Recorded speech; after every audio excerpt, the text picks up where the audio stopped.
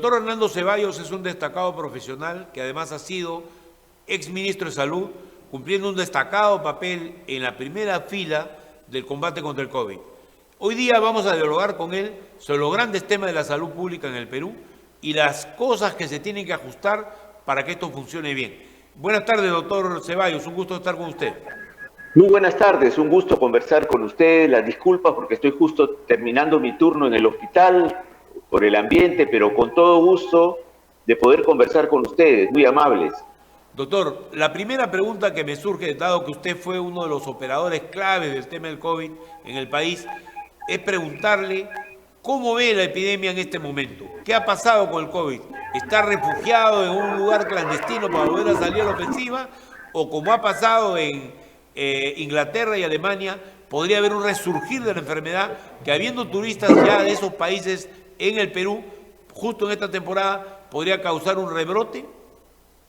Bueno, yo creo que la pandemia continúa, ¿no? Esto hay que tener claro. El concepto de pandemia es un concepto de globalización, es decir, que la presencia del virus no solamente está en un lugar, sino se ha difundido en todo el mundo y efectivamente siguen existiendo brotes, no muy potentes como antes, pero siguen habiendo brotes de coronavirus en distintas partes del planeta, ¿no? Sobre todo afectando a las personas que no están correctamente vacunadas. En nuestro país estamos efectivamente en un descenso muy importante de los casos de COVID, pero todavía tenemos casos de COVID, todavía está latente la posibilidad de que pueda incrementarse la cantidad y lastimarnos, ¿no? Sobre todo porque tenemos bolsones de personas que no están vacunadas. ¿Cuántos no fueron vacunados en el Perú, doctor? ¿Cuántos no fueron vacunados? Bueno, yo creo que se hablaba de cerca de 2 millones de personas que no están vacunadas y esas personas obviamente pueden contagiar, pueden esparcir el virus. Así que además el virus, mientras esté en un ambiente sin vacunas, digamos, donde se pueda mover libremente, puede mutar, si puede lograr características diferentes y en algún momento hacerse resistente a la propia vacunación. Entonces ahí surge una pregunta, doctor, que es la siguiente. ¿Es correcto eliminar totalmente la mascarilla? ¿Es correcto haber hecho que los colegios funcionen ya con los niños sin mascarilla, sabiendo que un niño toca entre 600 a 800 veces a sus compañeros en un solo día? O sea, ¿hay ahí un riesgo para la salud o qué es lo que hay que hacer para, bueno, mantener ciertas limitaciones en la conducta, ¿no?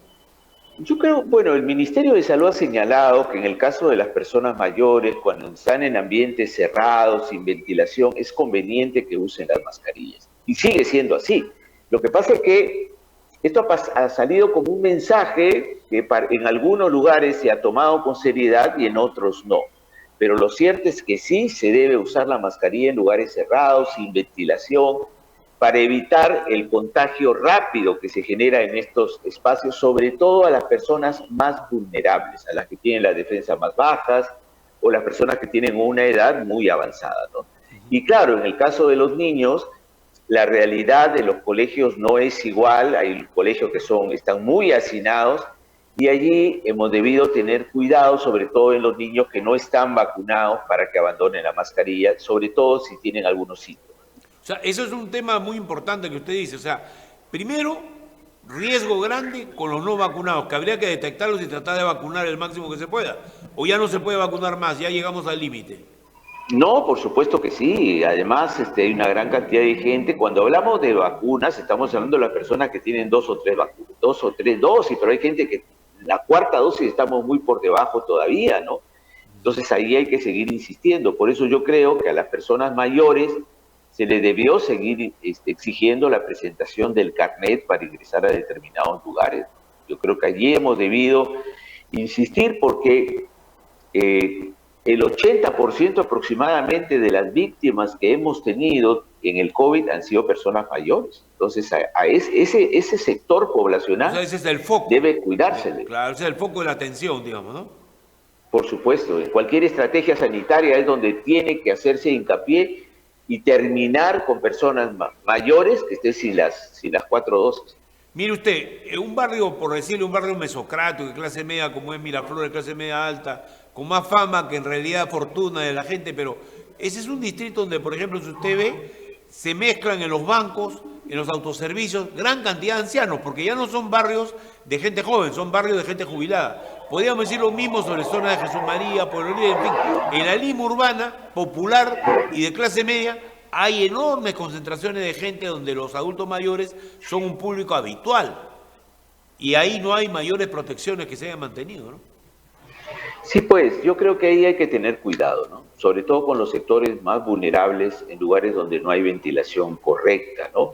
Además porque el uso de la mascarilla no solo protege contra el COVID-19, sino contra cualquier otro tipo de contagio que sea por vía aérea, que sea mediante el mecanismo de aerosoles, ¿no? Claro. Entonces yo creo que a ese sector hay que seguirlo protegiendo. Es verdad que el uso de la mascarilla cansa, no decimos que hay que usar la mascarilla en todos lados, pero sí en lugares donde hay un nivel de hacinamiento, de aglomeración importante para cuidarnos de cualquier contagio, ¿no? El hecho que haya bajado la cantidad de casos no quiere decir que ha desaparecido. Entonces los cuidados se deben mantener, sobre todo tomando en cuenta lo que está pasando en otras partes del mundo, que hay una elevación importante de la cantidad de casos de COVID-19. Y nosotros le hemos pasado bastante mal como para descuidarnos ahora. Mire, una cosa que a mí me parece paradigmática, es lo que se ha hecho con el licenciamiento del personal médico que estaba contratado. Una parte se tenía que licenciar, pero prácticamente han dispersado un ejército de gente con experiencia para meter a veces a gente nueva o enfermeras recién graduadas. Todo el contingente que estuvo en vía panamericana ha seguido ese destino. No ha habido una política para mantener ese personal con la experiencia que tiene en epidemias, en pandemia, en concreto una tan grave como la del COVID, como parte del ejército de la salud que debe tener el Perú. Sí, bueno, eso es parte de la sinrazón, ¿no? De nuestras políticas en salud pública, ¿no?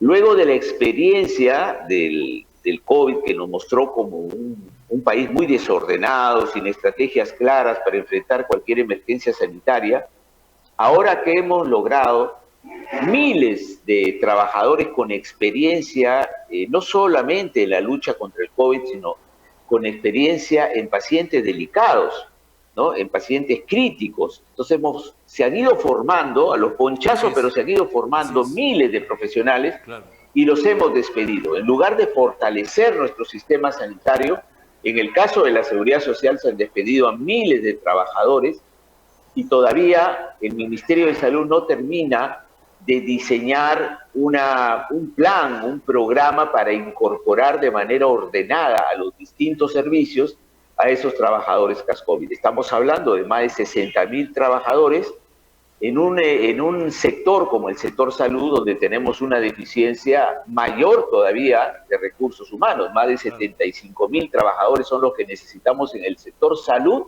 para medianamente poder brindar una atención a la población, ¿no? Y sin embargo, a los trabajadores CASCOVID, pues o los hemos despedido ojo, que estamos en un proceso que no los valoran. Hablamos, doctor, de enfermeras, por ejemplo, a las cuales se les ha enseñado a entubar, de emergencistas que han sido preparados en la dura batalla por salvar las vidas, que no tenían además toda la formación de vida, era gente que estaba en sus últimos años de medicina, también ha habido eso. Y además, extranjeros que fueron incorporados a esta fuerza laboral y que sencillamente, como lo repito, han sido desplazados totalmente. Yo quería referirme a un tema simbólico, el cierre de la vía panamericana. La verdad, si me permite, no siendo médico, me parece un despropósito que una instalación con la cantidad de inversión que ha habido ahí, que es una especie de gran hotel para poder atender casos de emergencia, que ese sistema se desactive, la verdad que a mí no me convence, ¿no?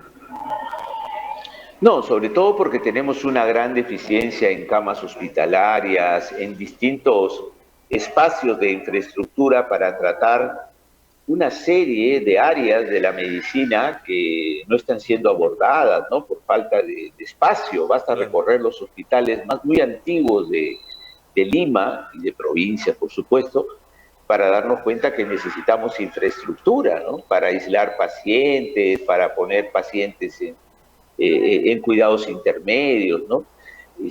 Sí, pues ese local, disculpe usted, ese aprecia. local de la vía panamericana fue implementado durante su gestión de gobierno.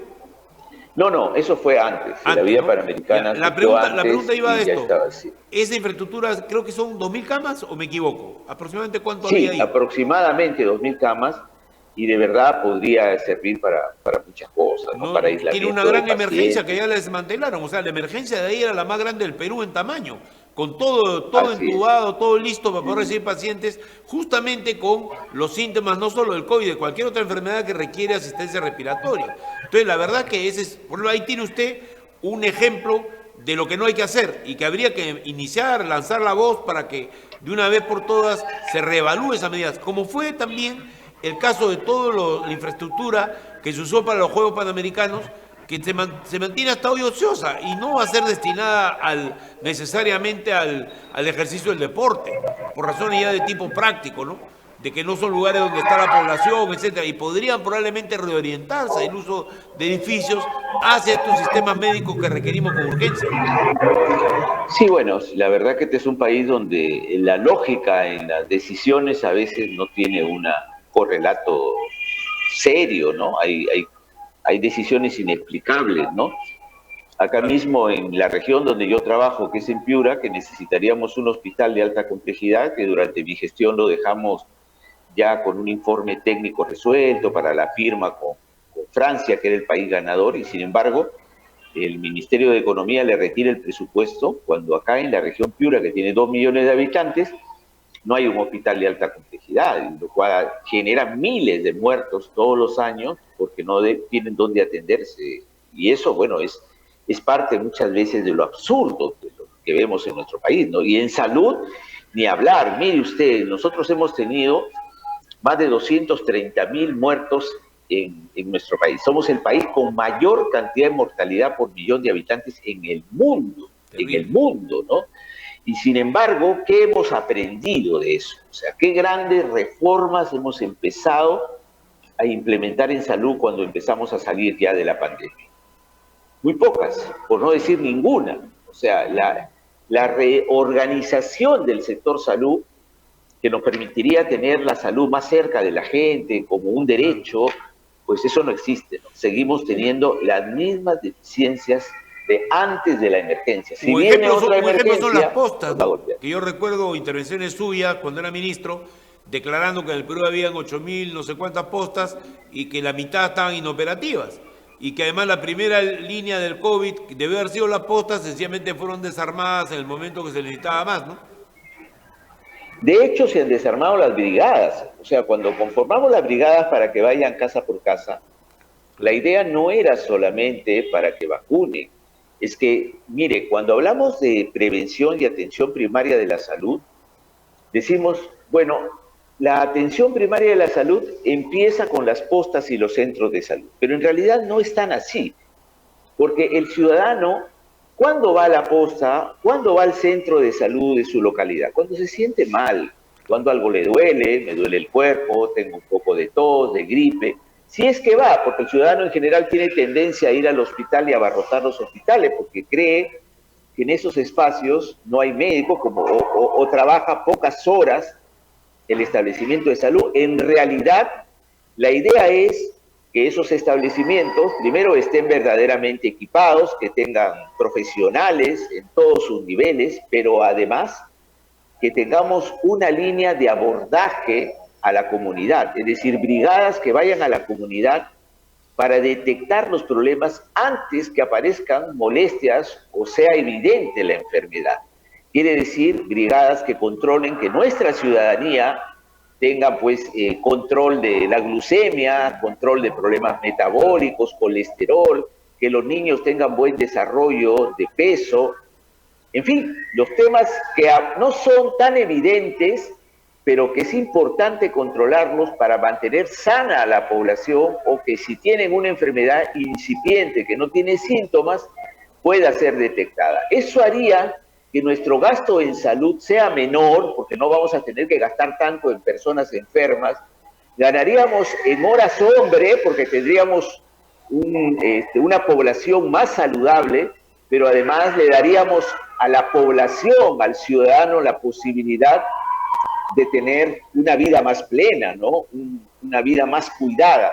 Y eso no hemos empezado a revertirlo. Todavía no hemos trabajado el fortalecimiento de la atención médica primaria, del primer nivel de atención, ni estamos todavía desplazándonos camino a un nuevo ordenamiento del sistema de salud, hacia un sistema único, gratuito, descentralizado. Todavía no empezamos a recorrer ese camino y eso nos vuelve a poner en situación de mucha vulnerabilidad ante cualquier emergencia sanitaria. Doctor, ¿qué solución podría haber para el tema de salud? Yo sé que estamos sobre una etapa de crisis política, pero este es uno de los grandes momentos en los cuales generalmente las crisis generan soluciones y voluntad nacional. ¿Qué habría que hacer? ¿Cómo se podría comenzar con el sistema de salud, cree usted? Bueno, hay dos temas que son básicos, ¿no? El primer tema, obviamente, es el tema presupuestal. Nosotros hace varias décadas que no invertimos en salud, entonces tenemos más del 80% de nuestros establecimientos en dificultades en su infraestructura, además de la falta de equipamiento y de recursos humanos. O sea, el inyectarle recursos al sector salud económicos es clave. Pues tenemos un déficit solo en la infraestructura cercano a los 60.000 millones y otro tanto en equipamiento y recursos humanos. Habrá que hacer cada año incrementar en 6 a 10.000 millones los presupuestos en salud y para eso tendremos que manejar las prioridades o trabajar una política que nos permita ingresos al Estado extraordinarios para empezar a cambiar la realidad sanitaria. Este es un primer tema, la plata, los presupuestos que hay que incrementarlos, si no, no podemos avanzar. Pero además no basta eso, porque tenemos un sistema de salud ineficiente y además que no ejecuta bien el gasto en salud. Entonces allí necesitamos una nueva estrategia en salud, avanzar hacia un sistema unificado, hacia un sistema descentralizado, gratuito, por supuesto, y con gerentes públicos que puedan ayudar a que esto funcione bien, porque usted sin un gerente, sin un buen contador, sin un buen comprador, ¿no? Sencillamente la cosa va mal, ¿no? Claro, además sin la corrupción en el sector salud también, pero el tema, por ejemplo, le pongo la seguridad social, cuando uno va al seguro, sí, uno encuentra que el seguro básicamente lo que tiene son hospitales. Ahí ha invertido el seguro, pero no ha invertido en centros de salud. Menos del 20% del presupuesto del seguro social va al primer nivel de atención. Por eso los asegurados van muchas veces a los establecimientos del Ministerio de Salud, porque no tienen establecimientos. Uno prefiere ir a la Almenara o ir al Rebagliati porque definitivamente es un tema de proximidad con el médico y además porque te dan la cita pues cada muerte de un obispo. Bueno, también en los hospitales grandes, ¿no? Te demora un montón, una cita te demora meses. Claro, entonces necesitamos reforzar el primer nivel de atención también en el seguro social para evitar que los asegurados, no hay que olvidar que el seguro tiene cerca de un 30% del presupuesto que tiene el Ministerio de Salud, o sea, no es desestimado. El seguro tiene más de 11.000 millones anuales de presupuesto, pero necesitamos que el seguro fortalezca su primer nivel de atención para que no se saturen los hospitales con pacientes que podrían atenderse en un nivel inicial, ¿no? Esta es una primera cosa. Y en el Ministerio de Salud pasa exactamente igual. Necesitamos una coordinación entre el seguro y el Ministerio de Salud muy clara, avanzar hacia un sistema unificado. La gente tiene derecho a una atención de calidad, cual sea su nivel económico. El Estado tiene que responsabilizarse. No lo puede dejar al sector privado, porque el sector privado lo que busca es una rentabilidad y la salud no puede estar. Ya lo vimos con las clínicas, ¿no? Ya lo vimos con las clínicas de la crisis del COVID, que hasta ahora nadie ha pasado a mirar ese tema, pero en realidad en una emergencia nacional es lógico que todo el sistema de salud actúe al unísono y aquí tuvimos realmente actos de crueldad indescifrables, hechos trágicos, terribles, que no pueden repetirse, ¿no? El Estado no se animó a aplicar la ley de emergencia allí, ni la ley general de salud, y dejó que el sector privado pues pusiera los precios que quisiera y en medio de la desesperación de la gente. Me refiero al oxígeno, me refiero a camas UCI, ¿no? Donde se permitió eso de manera francamente escandalosa.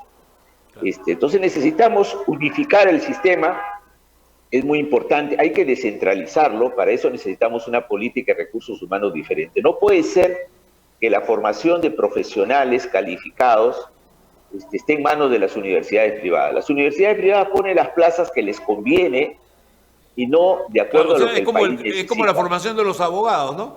Se forman los abogados que requiere el sector privado y no estamos formando lo que requiere el país. Y además no necesitamos tanto abogados, necesitamos ingenieros, necesitamos médicos. Eso tiene que ver con todo un tema de las urgencias de la nación y las políticas educativas tienen que obedecer a las urgencias de la nación.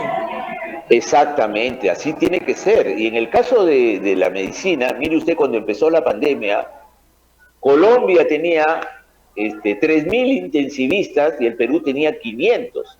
Imagínense. ¿No? ¿Por qué? Porque nadie se preocupó en las necesidades que tenemos de médicos de unidades críticas, ¿no? Claro. O sea, y esos 500, la mayoría trabaja en el sector privado. Entonces, en realidad, en las regiones más alejadas del país, prácticamente no hemos tenido personal calificado para atender unidades de cuidados intensivos. Y eso nos ha pasado la factura, se nos han muerto muchos compatriotas por cómo se manejó el sistema de salud. Y eso no ha cambiado. Necesitamos una profunda reforma del CONAREME, del Consejo Nacional de Residentado Médico, de tal manera de poder lograr una formación de especialistas mucho más acelerada de acuerdo a las necesidades nacionales. Pero no basta con tenerlos.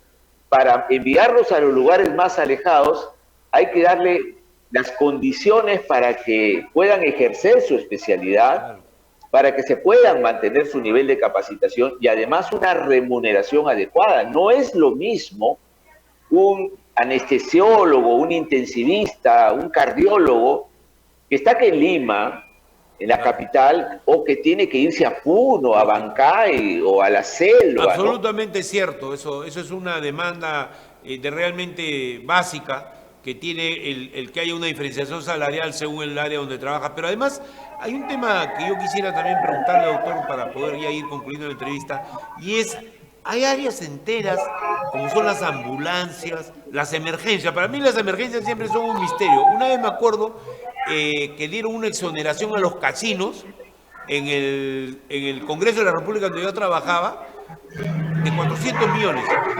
Y fue alguien que tú conoces porque ha sido asesor suyo, Julio Castro, paisano suyo también, que me dijo que con eso podía ponerse en orden las emergencias en todo el Perú. Por lo menos de manera inicial para que la gente no tuviera que pagar, por lo menos los pobres no tuvieran que pagar. O sea, eran 400 millones al año. O sea, no era tanto dinero. Podría ser hoy día 1.000, 1.500, lo que sea, pero definitivamente era una regla, digamos, a seguir en evitar que se concedan exoneraciones o cosas de ese tipo a lo que no es prioritario. Los casinos no son prioritarios, la timba no es prioritaria en este país, la salud sí lo es, ¿no? Por supuesto, ¿no? O sea, si tuviéramos que ordenar las prioridades y lo que tiene que abordar el Estado, nos llevaríamos enorme cantidad de sorpresas. Acá tenemos miles de millones en exoneraciones tributarias que no se justifican de ninguna manera. Claro. Exoneraciones tributarias a empresas que tienen grandes ganancias y donde el Estado, con esta Constitución, está impedido de sentarse a negociar mejores condiciones para el país, aunque sabemos que esas empresas han multiplicado por 10, por 20, por 30 sus ganancias y el Estado no puede intervenir. Con eso podríamos resolver el tema de salud, sin ninguna duda, ¿no? Incluso con los préstamos que se han dado durante la pandemia a una serie de empresas con el cuento de la reactivación, ¿no? Hubiéramos podido enfrentar el COVID ayudando a la gente que tuvo que salir porque tenía que ganarse el pan de cada día a costa de poner en riesgo su vida, ¿no? En un país donde casi el 70-80%, como pasa en mi región, viven en la informalidad, no pudo acatar ninguna cuarentena, ningún cuidado. En un país donde el 30% de la población no tiene servicios sanitarios completos. ¿Cómo le vamos a decir? Lávate las manos, ten cuidado. Si no hay agua, pues ¿qué va a hacer la gente? No te aglomeres cuando tenemos el sistema de transporte que tenemos, ¿no? Doctor Ceballos, yo tengo que terminar la entrevista, pero yo quiero antes de cortar la entrevista decirle que cuenta usted con la admiración, por lo menos los periodistas que estamos en este medio, que hemos sido testigos de su absoluta limpieza en la gestión del Ministerio de Salud, su gran capacidad y resiliencia para soportar una situación extremadamente tensa y difícil, y ahora que está usted en un hospital nos está gritando allá a la distancia a un niño que seguro necesita atención de Sí, emergencia disculpe. y que lo debe estar poniendo nervioso. Usted no, disculpe, no, porque eso es el Perú. Y es realmente admirable su labor y su amor por la profesión médica, doctor. Muchas gracias, muy amable. Muy amable, muchas gracias a ustedes. Hasta luego, doctor.